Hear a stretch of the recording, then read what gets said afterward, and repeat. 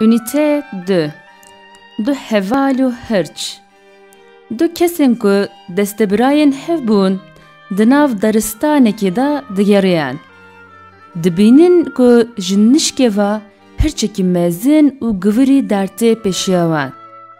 Ji wan her du kesan yek hema direve û hildikêşe serê darekê û xwe li wir vedişêre.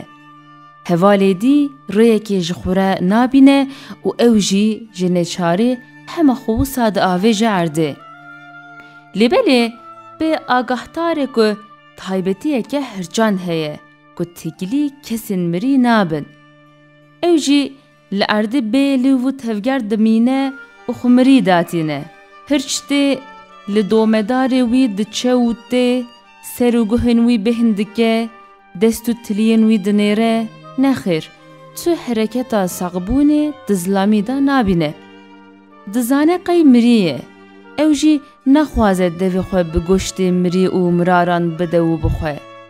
Hema wisa dîsa dikeve roya xwe, dûr dikeve û diçe. Heçî hevalê ku li serê darê ye, ku dibîne hirç ji wan deran winda dibe, axir ji serê darê dadikeve xwarê û dikene. Ew çi pis bû ku mamê hirç li ber guhên te dikir? Gelo çi digot?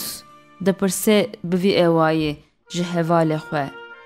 Hevalê wî wiha bersîvê dide û dibêje: Mam hirçî ji min ra got, baweriya xwe bi hevalên ku te di tengasiyan da dihêlin û direvin qet neyne.